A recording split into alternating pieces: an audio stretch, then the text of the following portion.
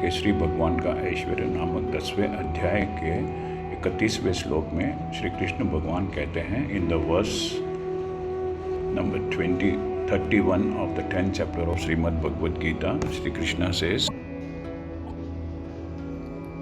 पवनः पवतामस्मि रामः शस्त्रभृतामहं जशनाम मकरचच्चास्मि स्त्रोतसामस्मि जाह्नवी। श्री कृष्ण कहते हैं, वायु इस वातावरण को शुद्ध करती है।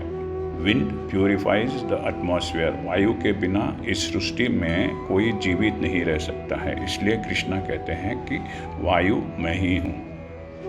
भगवान राम क्षत्रियों में, वॉरियर्स में सबसे महान और सबसे शक्तिशाली है।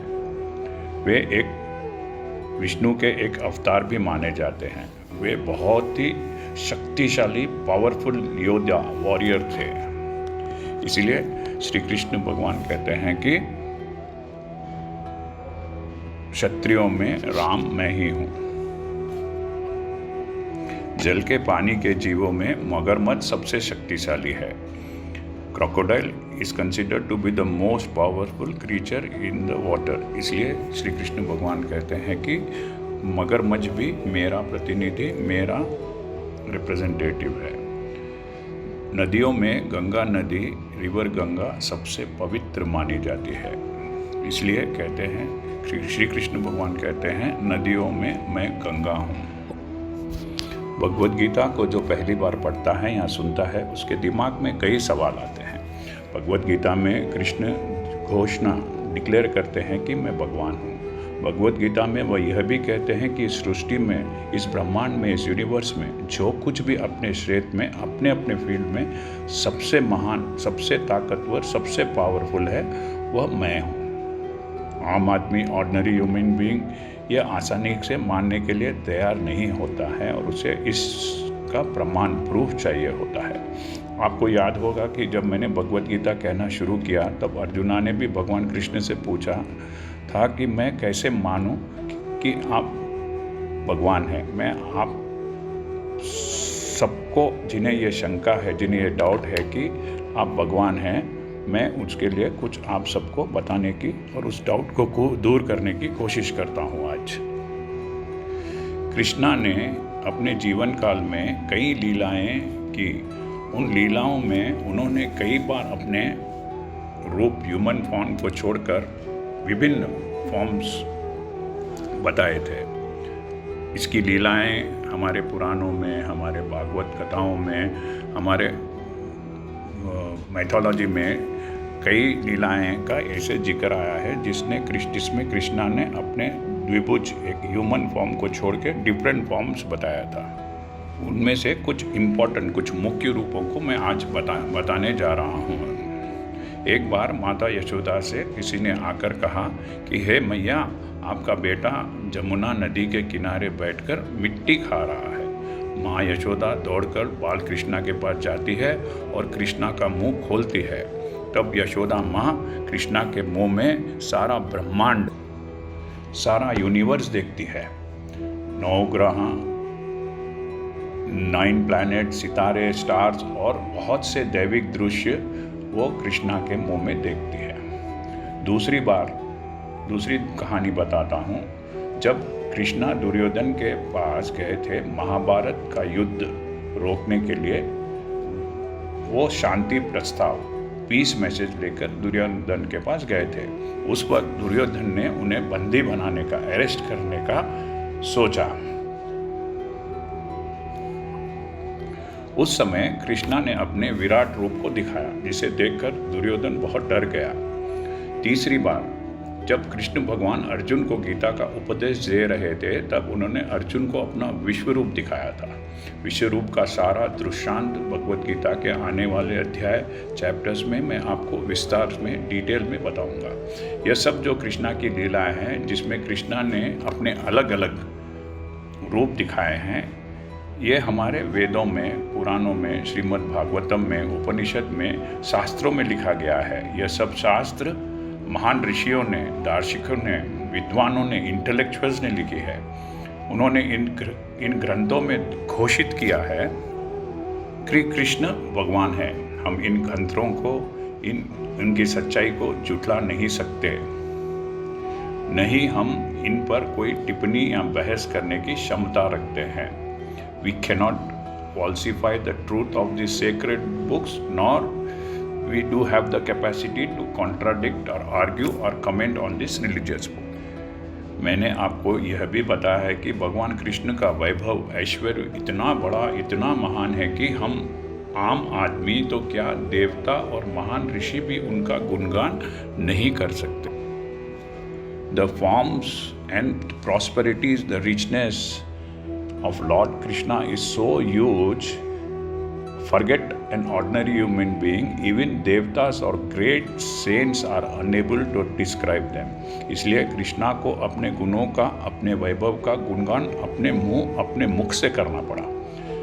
जब बच्चा जन्म लेता है तो माँ बच्चे को एहसास कराती है कि वह उसकी माँ है। वैसे ही कृष्ण अपने भगवान होने का एहसास अपने भक्तों को करा रहा है। As a mother makes a child realize that she is his mother, likewise Krishna is also making his devotees realize that he is the supreme personality of Godhead. Bhagavad Gita Arjun को बताने से पहले किसी को भी धर्म और कर्म का इतना ज्ञान नहीं था। इसलिए अर्जुन एक क्षत्रिय, एक वॉरियर, जिसका फर्ज, जिसकी ड्यूटी अधर्म का नाश करना है और धर्म को स्थापित करना है, जिसका धर्म शत्रुओं से, एनिमी से अपनी प्रजा की रक्षा करना है, अपने बंधु बांधवों को, अपने रिलेटिव्स को वॉर में अपने अगेंस्ट में देखकर युद्ध करने से, वॉर करने से इनकार करते हैं।